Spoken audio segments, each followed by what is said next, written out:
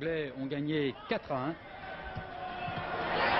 Le premier but a été marqué de la tête par Paul Mariner, vous l'avez vu, vous allez même le revoir au ralenti sur un corner de Trevor Brooking, tête de Mariner, qui s'est bien décalé et qui a donc ouvert le score après 14 minutes de jeu. On revient maintenant après une demi-heure de jeu, toujours un corner de Brooking avec à l'arrivée un but de Robson.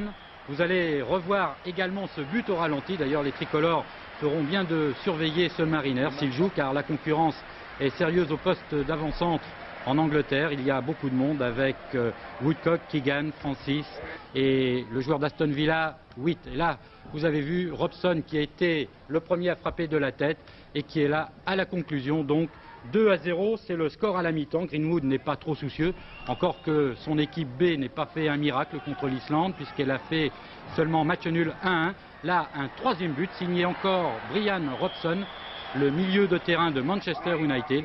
Il n'a pas beaucoup de mérite car le gardien finlandais est sérieusement en cause sur ce but. 3-0 donc après une heure de jeu. Ce n'est pas terminé puisque vous allez voir encore Brooking, le numéro 10 de West Ham, qui centre à l'arrivée. Une tête de Paul Mariner, encore. C'est le troisième but qui marque de la tête pour l'équipe anglaise en quelques jours, puisqu'il avait déjà marqué celui qui avait permis aux Anglais de battre l'Écosse 1-0 en fin de partie. Une faute d'un défenseur britannique sur un Finlandais, ce qui a permis à Kai Askivi de réduire la marque 4-1 donc pour l'équipe anglaise, qui vous le voyez est un petit peu plus efficace que l'équipe de France en ce moment. Suède URSS maintenant à Stockholm. Les Suédois sont les sparring partners de beaucoup d'équipes en ce moment. Et ce remarquable travail du numéro 9 soviétique Evtuchenko permet à Blokhin de marquer un premier but.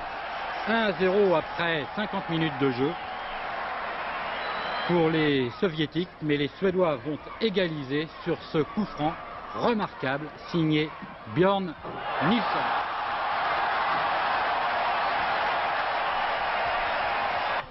Et puis pour terminer, une rencontre Belgique contre un club hollandais, l'Ajax d'Amsterdam, et un premier but de Vandenberg, 1-0, mais les Belges vont avoir des sueurs froides en première mi-temps puisque Schoenecker va marquer un but, l'égalisation.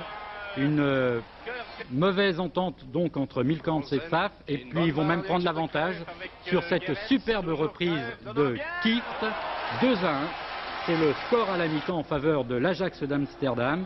Mais en deuxième période, les Belges vont bien se reprendre grâce à Czerniatinski qui marque ici en pivot, 2-2. Czerniatinski était rentré en deuxième mi-temps. Le troisième but des Belges va être marqué à l'instant, à l'instant par Keulemans.